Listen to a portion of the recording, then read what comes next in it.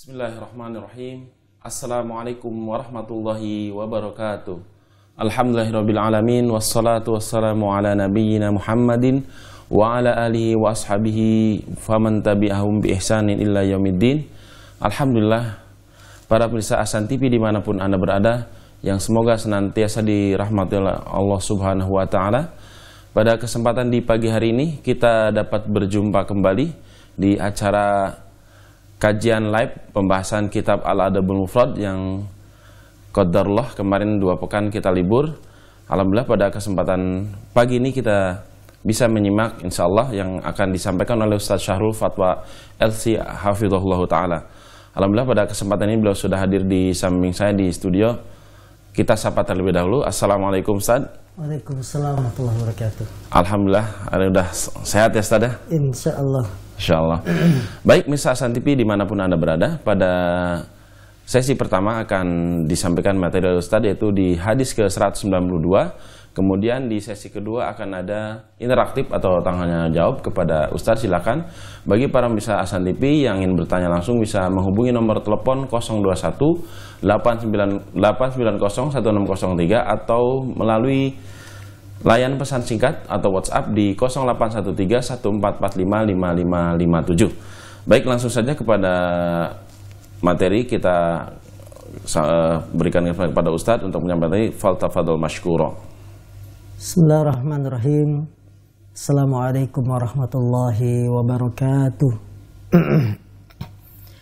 Innal hamdalillah nahmaduhu wa nasta'inuhu wa nastaghfiruh wa na'udzu billahi min syururi anfusina wa min sayyiati a'malina.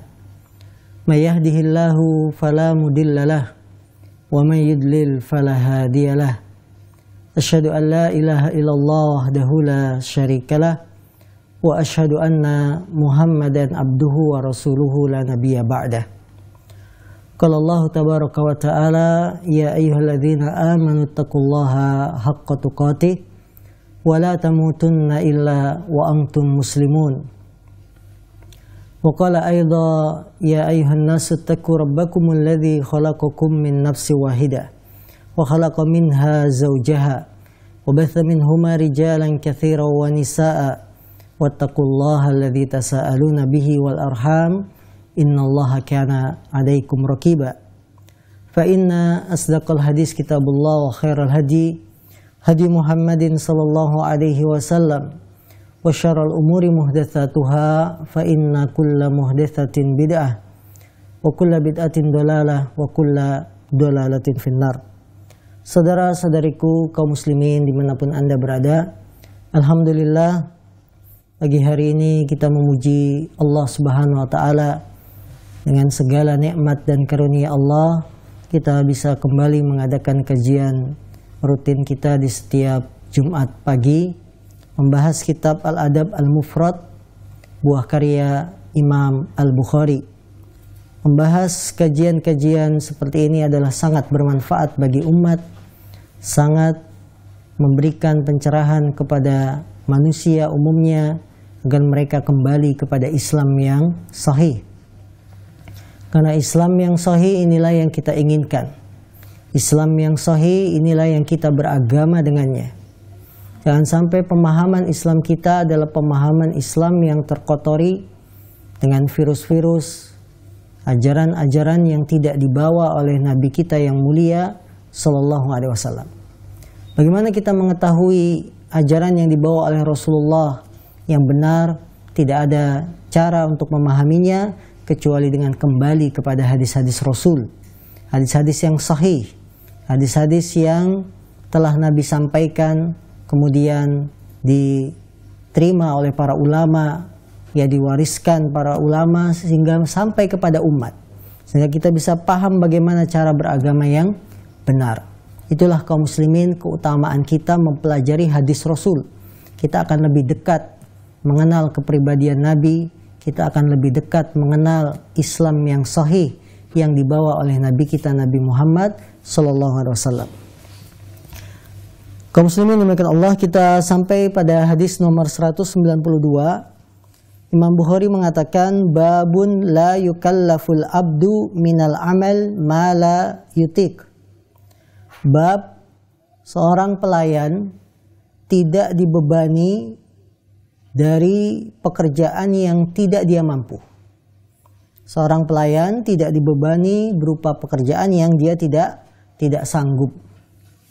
Haddatsana Abdullah bin Yazid qala haddatsana Sa'id bin Abi Ayyub qala haddatsani Ibnu Ajlan an Bukair bin Abdullah an Ajlan an Abi Hurairah radhiyallahu anin Nabi sallallahu alaihi wasallam qala lil mamluki ta'amuhu wa kiswatuhu wa la yukallafu minal amal ma la yutik. Dari sahabat Abu Hurairah, semoga Allah meridhoinya, dari Nabi sallallahu alaihi wasallam beliau bersabda, bagi seorang budak, bagi seorang pelayan, dia berhak mendapatkan makanannya dan juga pakaiannya, dan tidaklah pelayan tersebut dibebani pekerjaan yang di luar kesanggupannya. Hadis ini hadis yang sahih yang dikeluarkan oleh Imam Bukhari, kemudian Imam Asy-Syafi'i, Abdul Razzaq, Humaidi, Imam Ahmad dan lain-lain.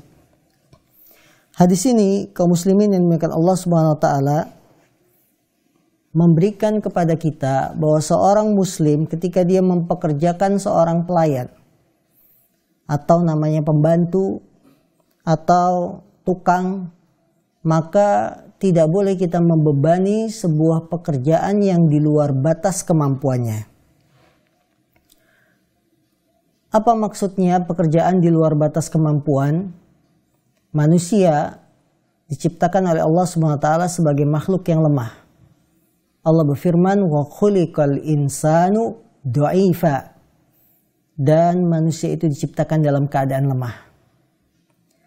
Dengan kodrat seperti ini, maka manusia tidak bisa dan tidak sanggup pekerjaan yang di luar batas kemampuan. Misalnya kita membebani tukang pelayan kita membawa batu yang sangat berat, beratnya 1 kintal.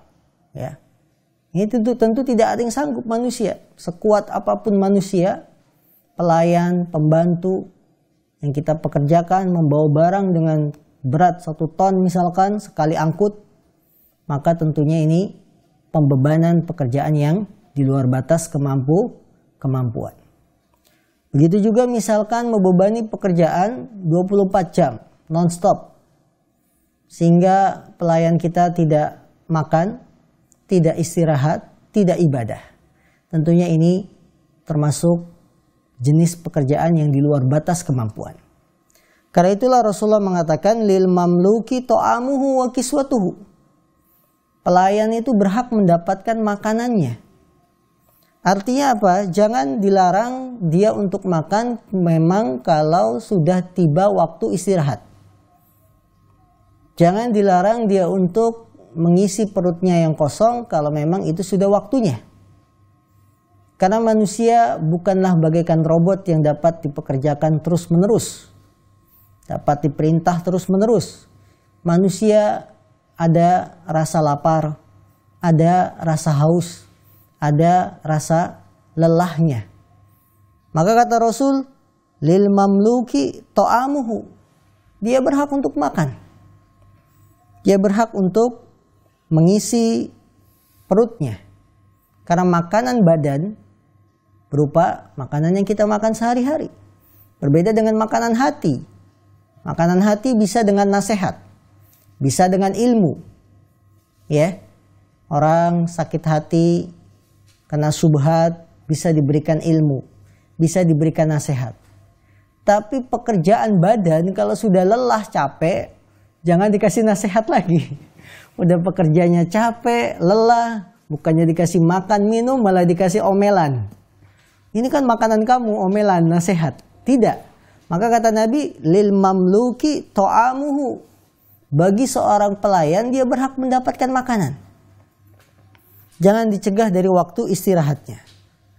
Begitu juga wa kiswatuhu, dia berhak mendapatkan pakaian. Artinya, pekerja kita, pelayan kita, tukang kita, ya, Kalau memang dia berada di bawah kekuasaan kita, maka berikanlah pakaiannya agar menutup auratnya, agar terlindung dari cuaca yang ekstrim, panas, dingin, dan seterusnya. Kemudian Rasulullah mengatakan, wala yukallafu minal amal ma la yutik.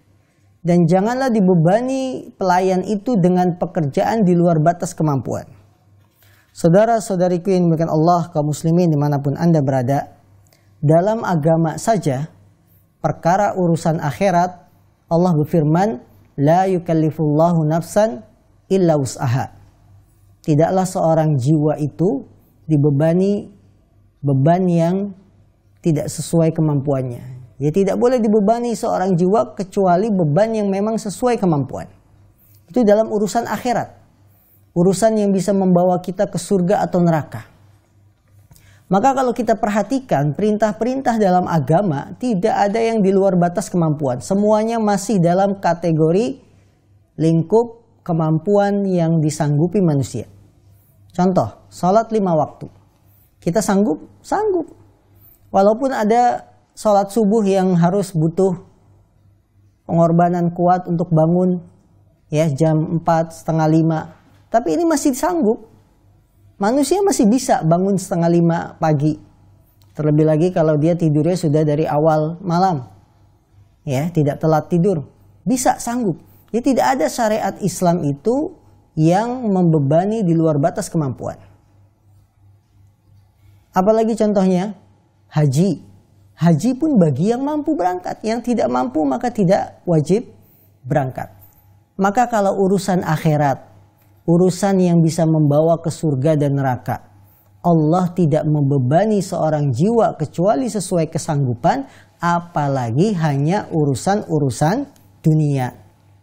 Urusan bisnis, urusan dagang, urusan toko yang kita tentunya membutuhkan bantuan dari orang lain, apakah namanya pembantu, apakah namanya pelayan, apakah namanya pegawai, semuanya bisa dimudahkan. Karena dalam agama saja seorang jiwa tidak dibebani kecuali sesuai dengan kemampuan, terlebih lagi dalam urusan dunia. Karena itu Rasul mengatakan, wala yukallafu minal amal ma la yutik. Dan janganlah dia dibebani dari pekerjaan yang tidak disanggupinya. Pelajaran yang bisa kita petik dari hadis yang mulia ini, yang pertama, anjuran berbuat baik kepada pelayan. Ya, dengan memberinya makan, memberinya pakaian. Maka tidak ada masalah kalau majikan, ya atasan, pemilik toko memberikan hadiah kepada pekerjanya berupa sarung kalau Ramadan misalkan, atau memberikan makanan, sembako dan sebagainya, silakan. Ya, bahkan dalam kontrak perjanjian kerja bisa dicantumkan bahwa ketika tiba waktu zuhur, pekerja harus sholat, kemudian setelah itu diberikan haknya untuk makan, minum, istirahat sampai jam 1, itu harus diberikan. Karena mereka adalah manusia yang harus kita hormati. Karena mereka juga adalah saudara kita. Hanya saja kita diberikan kelebihan dengan harta yang kita punya sehingga kita bisa punya usaha mengambil pegawai. Ya, tapi mereka pada asalnya adalah saudara kita, saudara seiman, saudara seislam. Maka tetap anjuran berbuat baik kepada sesama kaum muslimin. Yang kedua, pelajaran yang bisa kita petik dari hadis ini, tidak boleh membebani pekerjaan di luar batas kemampuan manusia. Ya, maka kalau kita lihat kondisi-kondisi sebagian majikan yang kepada pekerjanya membebani pekerjaan di luar batas, sampai si pegawai sakit, sampai si pegawai bahkan kritis, ya, karena mengejar target penjualan dan seterusnya, maka ini di luar syariat Islam. Syariat Islam tidak membebani seorang jiwa kecuali sesuai dengan kesanggupannya. Ya, demikianlah bagi para majikan, bagi para atasan, bagi para bos, hendaklah untuk memperhatikan hak-hak manusia. Ya, jangan memperlakukan manusia bagaikan binatang, karena manusia itu berbeda dengan binatang. Allah Subhanahu wa taala berfirman, "Walaqad karramna bani Adam." Dan sungguh telah kami muliakan anak Adam itu. Jadi anak Adam itu mulia. Tidak sama seperti makhluk hidup yang lain. Maka karena dia mulia, kita sebagai atasankah, kita sebagai boskah, majikankah, harus mempunyai rasa belas kasih kepada para pegawai kita.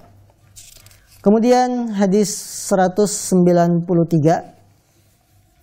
Qala al-Imam al-Bukhari rahimahullah, haddatsana Abdullah qala haddatsani Lais qala haddatsani Ibnu Ajlan an Bukairin anna Ajlan Aba Muhammad haddatsahu Kubail wafatih annahu sami'a Aba Hurairah yaqul qala Rasulullah sallallahu alaihi wasallam lil mamluki ta'amuhu wa kiswatuhu wa la yukallafu illa ma yutik.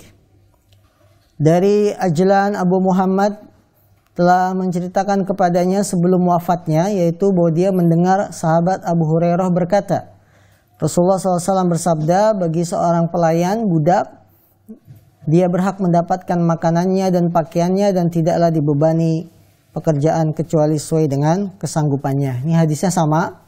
Maka kita lanjut hadis 194. Haddatsana Musaddadun qala haddatsana Yahya anil A'mash qala Ma'rur mararna bi Abi Dzar wa alaihi thawbun wa ala gulamihi hullatun faqulna law akhadta hadha wa a'taita hadha ghayrahu kanat hullatan qala Nabiyyu sallallahu alaihi wasallam ikhwanukum ja'alahumullahu tahta aydikum faman kana akhuhu tahta yadihi falyut'imhu mimma ya'kul wal yulbishu mimma yalbas wala yukallifhu ma yaglibuh fa in kallafahu ma yaglibuhu falyu'inhu alaih. Dari Ma'rur, dia berkata, kami berpapasan dengan sahabat Abu Dzar dan dia memakai baju dan juga budaknya memakai perhiasan baju yang lain. Maka kami berkata kepada Abu Dzar, andaikan engkau ambil ini dan engkau berikan yang ini, niscaya ini akan menjadi perhiasan bagimu. Abu Dzar mengatakan, saya mendengar Nabi SAW bersabda, saudara-saudara kalian Allah jadikan mereka di bawah kekuasaan kalian.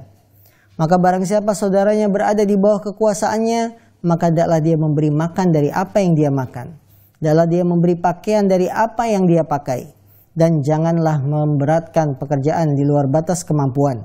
Apabila dia telah membebani pekerjaan di luar batas kemampuan, maka hendaklah dia bantu pelayannya. Hadis dikeluarkan oleh Imam Muslim, Bukhari, ya, dan lain-lain. Hadis ini seperti hadis yang sebelumnya memberikan anjuran dan kewajiban bagi seorang muslim agar merasakan bahwa pelayan itu adalah saudaranya dalam Islam. Ya, karena Rasulullah mengatakan, saudara-saudara kalian Allah jadikan mereka di bawah kekuasaan kamu. Artinya apa? Walaupun dia itu budak, walaupun dia itu pelayan, dia adalah saudara kamu seagama, se-Islam. Nah, ketika seorang muslim merasakan bahwa anak buahnya, pembantunya, pelayannya itu adalah saudaranya, maka perasaan ini akan menimbulkan apa? Menimbulkan sikap baik. Sebagaimana kita kalau punya saudara nasab, baik saudara kandung, paman, dan lain-lain, kita akan punya rasa hormat. Kita akan punya rasa persaudaraan sehingga terjalin hubungan yang baik. Di sini Nabi ingin mengikat perasaan kita. Pelayanmu itu walaupun dia pelayan, pekerjamu itu walaupun dia pekerja, pegawaimu itu walaupun dia pegawaimu, tetap dia adalah saudaramu. Tujuannya apa? Supaya para atasan, supaya para majikan, supaya para bos merasa, oh dia itu saudara kita. Ya kita harus berbuat baik kepadanya. Ya, ini suatu hal yang menggembirakan bagi para budak, bagi para pelayan, bahwa bagaimanapun status kita tetap bersaudara sebagai seorang muslim. Maka dari itu Rasulullah melanjutkan, hendaklah dia beri makan dari apa yang dia makan. Ya. Manusia berhak untuk makan. Ketika kita makan, dia berikan waktu untuk makan. Walaupun jenis makanannya mungkin beda. Atau kalau kita makan misalkan di sebuah warung makan, kita pilih meja sendiri, pelayan kita berikan meja sendiri supaya dia makannya juga enak, tidak sungkan. Ya kalau satu meja dengan bosnya mungkin makannya malu-malu.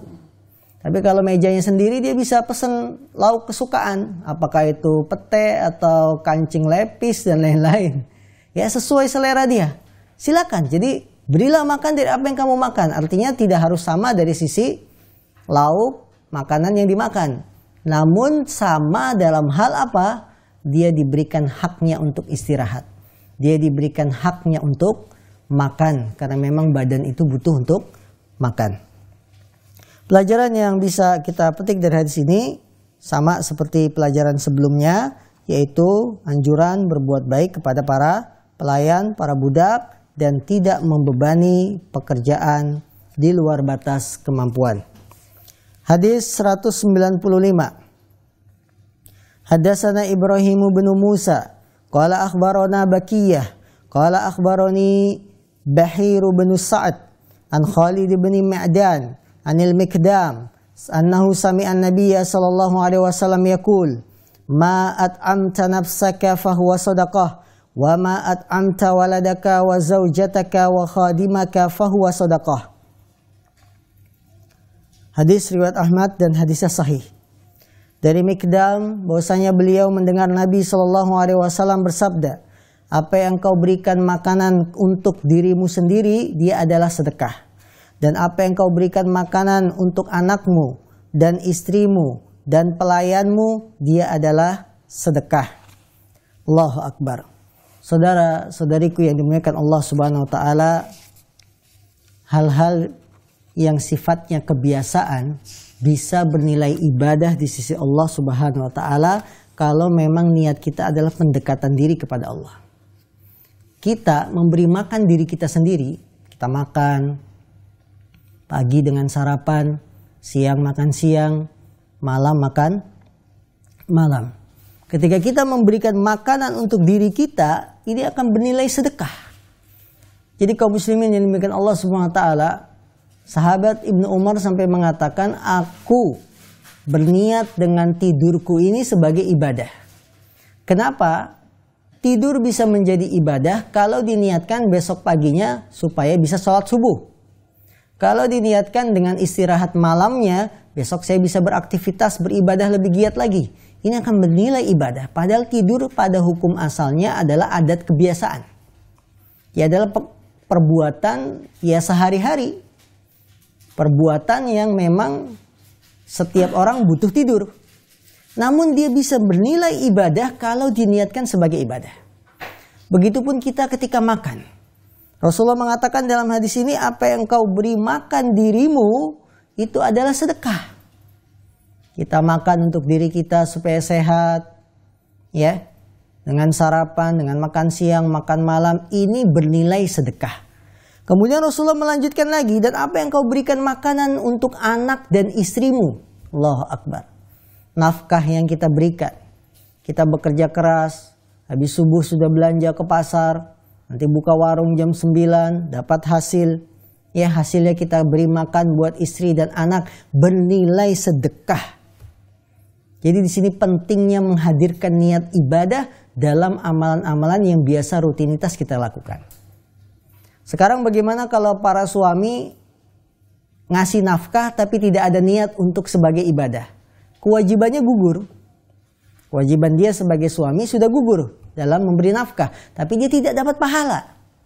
Ini sungguh sangat sayang sekali kalau ada seorang suami bekerja keras ya cuma hanya untuk ngasih uang kepada istri dan anak, setelah itu tidak ada niat-niat ibadah sama sekali. Maka Rasulullah mengatakan, apa yang kau berikan makanan kepada anakmu, kepada istrimu, dia itu sedekah. Ya sampai sesuap nasi yang kita suapkan ke mulut istri kita, itu pun sedekah. Karena itulah kaum muslimin, hadirkan niat yang baik dalam rutinitas kegiatan sehari-hari kita. Dari mencari nafkah, ya, dari makan kita, tidur kita, ini bisa bernilai pahala di sisi Allah Subhanahu wa taala apabila kita memang niatnya mendekatkan diri kepada Allah. Demikian juga apa yang kau berikan makanan kepada khadimaka, pelayanmu. Nah, khadim, pelayanmu. fahuwa shadaqatun, maka dia bernilai sedekah. Jadi ketika atasan ngasih gaji ke karyawan, itu niatkan sebagai ibadah. Ini memang hak kamu. Ya, sebagai ungkapan terima kasih sudah membantu bekerja sama, kamu sebagai pekerja, saya sebagai atasan, kita bersama-sama membantu karena kita saling membutuhkan, diberikan gajinya, diberikan makanannya. Ini akan bernilai sedekah. Asalkan kita meniatkannya untuk mendekatkan diri kepada Allah Subhanahu wa taala. Baik kaum muslimin yang dimuliakan Allah Subhanahu wa taala, inilah beberapa hadis yang kita kaji di pagi hari ini, menunjukkan pada kita betapa indahnya ajaran Islam yang menganjurkan berbuat baik sekalipun kepada pelayan, kepada pembantu, kepada bawahan kita, pekerja, ya, karyawan dan seterusnya.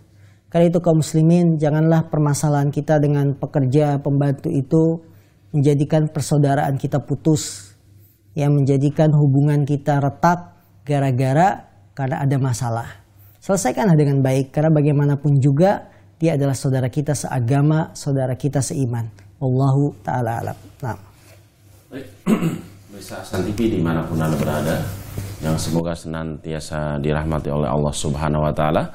Alhamdulillah pada kali ini Ustadz sudah menyampaikan materi di hadis 192 sampai 193. Selanjutnya di sesi kedua kita akan masuk di sesi interaktif atau tanya jawab.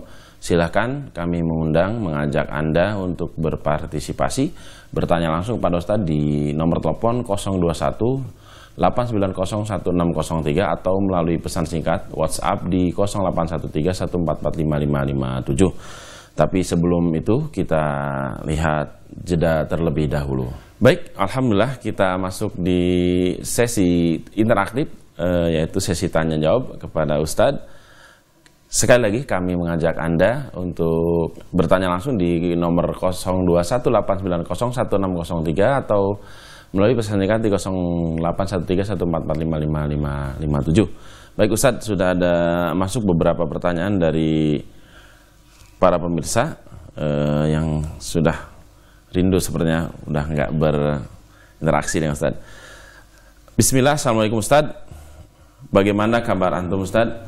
Afwan izin bertanya, atasan dari PP di Cibubur. Atasan kami kadang mengajak briefing ba'da maghrib dan qadarullah kadang sampai adzan isya. Apakah sikap kita mengikuti sampai selesai namun hilang sholat jamaah atau minta izin untuk keluar dari briefing untuk sholat isya? Jazakallahu khairan Ustaz. Baik, saudara kami berada di Cibubur. Alhamdulillah kami dalam keadaan baik dan sehat, ya. Pertanyaannya, beliau menanyakan kadang-kadang atasan kami mengajak briefing, meeting, rapat ba'da maghrib, dan ini mengambil waktu sampai azan isya. Kalau diteruskan, maka sholat berjamaah bisa terlewatkan. Apa sikap terbaik yang bisa saya lakukan? Apakah izin ataukah tetap ikut terus briefing rapat tersebut? Ya, sebenarnya hal ini bisa dibicarakan dengan atasan kita, bahwa apabila telah tiba waktu sholat, hendaknya rapat apapun, briefing apapun, ya bisa diselesaikan ketika azan sudah berkumandang. Jangan sampai sholat berjamaah lewat hanya karena kita membicarakan urusan-urusan dunia, urusan-urusan pekerjaan. Karena bagaimanapun sholat berjamaah bagi kaum laki-laki, menurut pendapat yang benar, hukumnya adalah wajib. Ya, laki-laki wajib untuk sholat berjamaah di masjid. Ini merupakan bekal kita menuju akhirat. Apa yang kita bawa di hadapan Allah ketika kita meninggalkan sholat berjamaah hanya karena urusan pekerjaan. Urusan dunia, bila kita bicarakan tidak akan ada tuntasnya. Maka berikanlah hak waktu ibadah kita. Ketika telah tiba waktu sholat, segera berangkat. Sedarurat apapun pekerjaan, ya bisnis yang kita bangun, ya tidak akan membawa keuntungan kalau kita meninggalkan sholat. Maka pilihlah di antara apa yang kita utamakan. Apakah kita mengutamakan dunia ataukah kita mengutamakan akhirat? Jadi bicarakan kepada atasan kita. bahwa mohon kalau sudah azan, briefing di stop. Bisa dilanjutkan setelah sholat isya. Ya, ini tentunya lebih baik karena kita ingin menjadi hamba-hamba akhirat, bukan menjadi hamba-hamba dunia. Sebagaimana ucapan sahabat Ali bin Abi Thalib, kunu ibadal akhirah, ya, abna al akhirah. Jadilah kalian abna al akhirah, anak-anaknya akhirat. Wala takunu abna ad dunia, dan jangan kamu menjadi anak-anak hamba-hamba dunia. Nah, Barakallahu fiik Ustaz, jazakallah atas penjelasannya. Kita lanjut di pertanyaan berikutnya Ustaz. Assalamualaikum warahmatullahi wabarakatuh. Dari hamba Allah di Lubuk Linggau mau tanya, apakah jika kita memberi bantuan pada anak yang sudah menikah merupakan sedekah? Jazakallah khair. Saudara kami di Lubuk Linggau, beliau bertanya apakah ketika kita memberikan bantuan kepada anak yang sudah menikah itu menjadi sedekah bagi diri kita. Orang tua yang sudah memiliki anak berkeluarga, tentunya dia tetap berbuat baik kepada anaknya walaupun anaknya itu sudah menjadi tanggung jawab suaminya. Sebagai orang tua kita tetap berbuat baik kepada anak. Perbuatan baik kita kepada anak bisa berupa nasihat. Perbuatan baik kita kepada anak bisa berupa masukan-masukan, ya, agar dia lebih berbakti kepada suaminya, lebih berkhidmah melayani suaminya. Ini pun termasuk perbuatan baik. Dan tidak terkecuali dari perbuatan baik kepada anak kita adalah memberikan bantuan sedikit harta. Ya, walaupun kita secara hukum sudah tidak berkewajiban memberikan nafkah lagi kepada anak karena dia sudah menjadi tanggungan siapa? Tanggungan suaminya. Namun hal itu bukan berarti orang tua dilarang memberikan bantuan harta kepada anaknya. Ya, boleh-boleh saja dalam momen-momen spesial seperti misalkan tiba Idul Fitri, ya, kita berikan bantuan kepada anak kita, kepada cucu kita beri bantuan, tidak ada masalah. Apakah akan bernilai sedekah? Hal itu akan menjadi sedekah jika niat kita hadirkan. Jika niat kita dengan membantu ini adalah untuk memberikan kesenangan kepada putra-putri kita dan cucu-cucu kita, ya, memberikan bantuan dengan mengharap ridha Allah SWT. Ketika niat kita mendekatkan diri kepada Allah, mengharap ridha Allah, maka akan bernilai sedekah bagi orang tua tersebut, ya. Maka hal itu dibolehkan. Nah, baik, jazakallahu Ustaz atas penjelasannya. Kita lanjut ke pertanyaan berikutnya Ustaz, dari pemirsa di Subang, dari Ibu Elis. Assalamualaikum Ustaz, afwan di luar tema, bagaimana memanggil Nabi atau sholawat Nabi di luar sholat kalau tidak pakai Sayyidina sahkah? Contoh, Allahumma sholli ala Muhammad, atau bagaimana seharusnya? Jazakallah khair. Baik, saudara kami di Subang, mengucapkan salawat kepada Nabi SAW ada dua keadaan. Keadaan yang pertama ketika di dalam sholat. Ketika kita sholat membaca salawat seperti pada tahiyat terakhir, ya, tahiyat terakhir kita diperintahkan untuk membaca salawat, bahkan para ulama mengatakan wajib membaca salawat pada tahiyat akhir. Maka ucapan salawat kita ketika di dalam sholat harus mengikuti ucapan sholawat yang diajarkan oleh Rasul.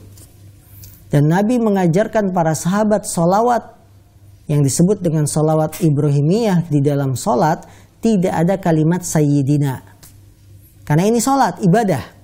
Yang namanya ibadah harus sesuai tuntunan. Ketika Nabi memberi tuntunan bahwa sholawat di dalam tahiyat akhir tidak ada Sayyidina, kita ikut, tidak ada Sayyidinanya. Karena ini sholat. Ya, sebagaimana kita tidak berani menambah-nambah doa-doa ruku, doa-doa sujud, ya, dengan lafaz-lafaz yang tidak diajarkan. Begitupun dalam tahiyat kita sholawat, maka ikutilah lafaz sholawat yang sudah diajarkan oleh Rasul. Keadaan kedua, bersolawat kepada Nabi di luar sholat, di luar ibadah, ya, di luar aktivitas ibadah sholat kita. Misalnya ada yang ceramah menyebut nama Nabi Muhammad, kemudian kita bersolawat. Atau kita ingin bersolawat di luar ibadah sholat, ya, maka hal ini dibolehkan dengan tambahan kalimat Sayyidina, tidak ada masalah. Karena itu di luar sholat. Ya, kita ingin mengatakan Allahumma sholli ala Sayyidina Muhammad. Ya Allah, berilah salawat, doa kepada Sayyidina Muhammad. Boleh, karena itu di luar sholat. Adapun di dalam sholat, kita harus mengikuti tuntunan yang sudah diajarkan oleh Nabi kita yang mulia Sallallahu Alaihi Wasallam. Baik. Masya Allah. Jazakallah Ustaz atas penjelasannya. Kita lanjut di pertanyaan berikutnya dari pemirsa di Madura, Ustaz. Assalamualaikum Ustaz. Di luar tema, saya sedang hamil, tetapi kondisi saya kurang baik. Jika saya mengqashar sholat saat sholat, meskipun tidak diniatkan sebelum sholat karena tiba-tiba mual yang luar biasa, badan lemas, apakah bisa diteruskan? Apakah itu boleh kalau diqashar atau harus berhenti sholat? Syukron. Baik. Saudariku, ibu yang berada di kota Madura yang sedang dalam kondisi hamil, ketika di tengah-tengah sholat merasakan mual, kemudian kita meniatkan sholat kita diqashar, diringkas, ya 4 rakaat jadi 2 rakaat saja. Ketahuilah para pemirsa yang diberikan Allah SWT, meringkas sholat yang 4 rakaat menjadi 2, ini hanya boleh dilakukan ketika dalam perjalanan, ketika di dalam safar, perjalanan jauh. Sekali lagi kami ulangi, meringkas sholat yang 4 rakaat menjadi 2 rakaat hanya dibolehkan ketika melakukan safar atau perjalanan jauh. Tidak boleh di luar itu. Karena ini kekhususan safar. Sholat yang 4 boleh diringkas jadi 2. Adapun uzur-uzur selain pergi jauh, seperti sakit, ya, kondisi hamil berat, maka yang dibolehkan sholatnya dijamak. Apa dijamak? Dikumpulkan. Sholat zuhur dengan asar digabung, dikerjakan dalam satu waktu. Tapi tidak boleh diringkas. Karena meringkas sholat itu hanya khusus ketika dalam perjalanan. Kembali kepada kasus ibu yang sedang hamil, tiba-tiba di tengah sholat mual, kemudian meringkas yang 4 jadi 2, ataukah dibatalkan? Yang benar adalah dibatalkan. Tidak boleh diringkas jadi 2. Karena Anda sedang tidak dalam keadaan safar. Maka tidak boleh meringkas sholat yang 4 jadi 2. Yang bisa kita lakukan kalau di tengah-tengah sholat mabuk jadi berat, sudah batalin sholat. Nanti laksanakan sholat ketika sudah mampu. Tetap 4 rakaat.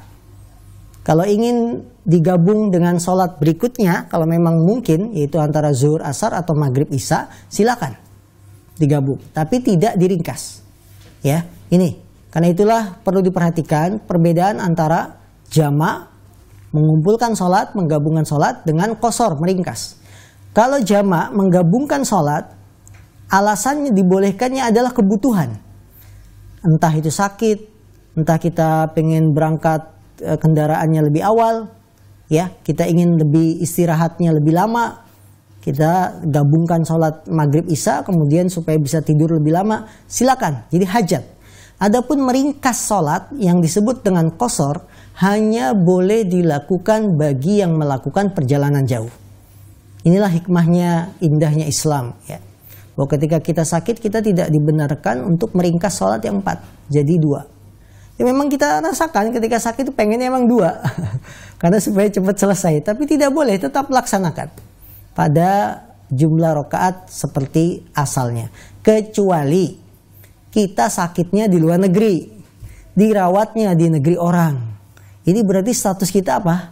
Dalam perjalanan, boleh diringkas yang 4 jadi 2. Ibu hamilnya sedang mudik ke Jawa, misalkan ke rumah orang tua, ya, sedang mudik dalam kondisi hamil, lemah, maka boleh sholat yang 4 diringkas jadi 2 karena alasannya dalam perjalanan, bukan di kampung sendiri. Namun ketika kita di rumah sendiri, di kampung sendiri, tidak boleh sholat yang 4 diringkas menjadi 2. Semoga bisa dipahami. Jazakallah khair Ustaz atas penjelasannya. Masih ada beberapa 1-2 pertanyaan Ustaz, ya, kita bacakan yang sudah masuk. Assalamualaikum, dari hamba Allah di Cikarang. Dulu saya mengajar jahit di tempat tetangga. Beliau yang menyuruh dari pagi sampai sore. Namun sudah 2 bulan tidak pernah saya mendapat upah. Akhirnya saya keluar karena tidak ada niat baik dari beliau kepada saya. Setelah itu ada beberapa ibu-ibu yang mengajarkan mereka jahit. Yang saya tanyakan, bolehkah saya mengajar mereka dengan bayaran di muka? Jadi mereka meminta kepada saya untuk mengajar jahit. Bolehkah saya mengambil bayarannya gitu, seperti Ustaz. Baik. Kaum muslimin dimulakan Allah SWT, Rasulullah SAW bersabda, al-muslimuna ala syurutihim.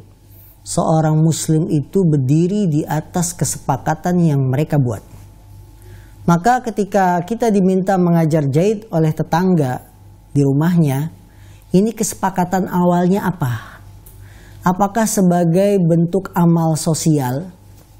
Amal sosial maksudnya pekerjaan yang ya hanya sosial saja, tidak ada upah timbal balik yang kita terima. Kalau memang kesepakatan awal amal sosial, maka Anda tidak berhak menuntut apa-apa.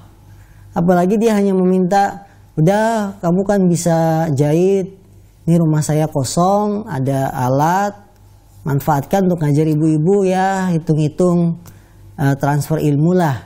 Berarti di sini ada unsur apa? Amal sosial. Maka karena dibangun di atas amal sosial, kita tidak berhak untuk menuntut apa-apa. Karena asas awalnya, kesepakatan awalnya sosial. Berbeda ketika kesepakatan awalnya, oh kamu ngajar di rumah saya, sebulan kamu dapat upah sekian. Ya, ini kalau sudah ada kesepakatan di awal, saya akan dapat upah sekian karena mengajarkan jahit, maka Anda berhak menagih upah tersebut. Karena sesuai dengan kesepakatan. Jadi kita dalam bermuamalah sesama manusia biasakan untuk menjelaskan status akad perjanjian kita itu apa. Ayo kamu kerja di toko saya deh. Ya bantu-bantu apa, cuci piring atau apa. Ini dijelasin dulu. Jangan main iya-iya saja. Begitu cuci piring gak dikasih duit manyun. Kan gitu. Jangan seperti itu. Jelaskan apa maksudnya ngajak ini. Apakah sekedar untuk ya menemani sosial saja, yang berarti kalau saya nggak masuk pun jangan dimarahi, namanya juga sosial kan begitu. Ataukah dia sebagai bentuk akad perjanjian antara karyawan dengan atasan. Kalau ini sudah akad yang memang ada timbal balik upah, semua harus menepati. Kalau disuruh ngajar yang 4 hari, datang 4 hari. Ya, sehingga dapat upah sekian. Ini, jadi biasakan kita selalu membuat perjanjian yang jelas dalam setiap pekerjaan kita.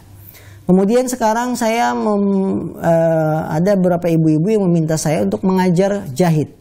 Bolehkah saya meminta upahnya di awal, di depan? Nanti misalkan sebulan 8 kali pertemuan. Biayanya sekian, ya 200.000, 300.000 kita minta di awal. Hal ini boleh-boleh saja, namun harus tetap dipenuhi perjanjiannya. Kalau Anda menarik 300.000 dengan perjanjian 8 kali pertemuan, maka harus dipenuhi. Jangan sampai 300.000 kita ambil, datang hanya 2 kali pertemuan. Ini zolim. Ya, ini perbuatan zolim. Ya, jadi harus sesuai dengan kesepakatan. Saya minta uang di awal, berapa kali pertemuan? Ya. Atau sampai apa? Ada perjanjian yang mengikat. Ketika kita tidak hadir, maka otomatis kita harus mengganti pertemuan yang harusnya kita berikan. Seperti itu. Nah, Allah. Masya Allah. Jazakallah Ustaz atas panjang lebar penjelasannya. Mudah-mudahan bisa dipahami oleh si penanya. Satu lagi Ustaz, pertanyaan yang kita akan jawab. Bismillah, izin bertanya Ustaz, dari Kusnenda di Cibitung. Kalau saya mempekerjakan seorang tenaga pemasaran atau sales, terus saya kasih target, jika selama 3 bulan tidak mendapatkan order, maka akan saya berhentikan. Bolehkah kita seperti itu Ustaz? Syukron jazakallahu khairan. Baik, saudara-saudaraku yang Allah SWT, ketahuilah bahwa muamalah hubungan ya kita sesama manusia itu dibangun di atas keridhaan, dibangun di atas kesepakatan. Ya innamal bai'u antaradin, sungguhnya jual beli itu dibangun di atas keridhaan, sama-sama suka, sama-sama ikhlas. Ketika kita mengangkat karyawan sales, tuangkan perjanjian tersebut dalam sebuah hitam di atas putih bahwa kamu punya kewajiban satu, memasarkan produk saya ya dengan imbalan gaji sebulan sekian. Kemudian ada akibat terburuknya bila dalam 3 bulan berturut-turut tidak mendapatkan konsumen, tidak mampu melariskan produk saya, maka dengan terpaksa akan dilakukan pemutusan hubungan kerja. Maka hal itu boleh-boleh saja, asalkan jelas di awalnya. Ya, jangan sampai sales yang kita angkat bekerja, tiba-tiba setelah 3 bulan karena hasilnya buruk langsung dipecat. Padahal tidak ada penjelasan di awal bahwa saya harus sesuai target dan seterusnya. Jadi harus dituangkan dalam hitam di atas putih. Apalagi zaman sekarang. Zaman yang sedikit sekali bisa kita pegang nilai-nilai kejujuran. Nilai-nilai tanggung jawab. Maka harus ditulis dengan sebuah perjanjian yang jelas, hukum yang jelas, sehingga ini menjadikan muamalah kita suka sama suka, ridho sama ridho, tidak ada kezaliman di dalamnya. Nah, baik, alhamdulillah tidak terasa para pemirsa Ahsan TV dimanapun Anda berada, yang semoga senantiasa dirahmati oleh Allah Subhanahu Wa Taala. Sudah hampir 60 menit kita sama-sama menyimak materi yang disampaikan oleh Ustaz, kemudian pertanyaan-pertanyaan yang sudah dijawab Ustaz. Jazakumullah khairan kepada para pemirsa yang sudah memberikan pertanyaan. Kami juga mohon maaf jika ada beberapa pertanyaan yang belum sempat dijawab. Insya Allah silakan ditanyakan di kajian berikutnya. Nanti malam insya Allah ada talaki, yaitu tahsin tilawah Al-Quran di jam 20.00 insya Allah kalau tidak ada uzur. Kemudian besok juga ada di kajian pagi seperti biasa fikih 40 hadis muslimah. Kami menyampaikan permohonan maaf jika dalam menyampaikan kurang berkenan atau banyak kesalahan. Kita tutup dengan kafaratul majlis. Subhanakallahumma bihamdika asyhadu an la ilaha illa anta astaghfiruka wa atubu ilaik. Assalamualaikum warahmatullahi wabarakatuh.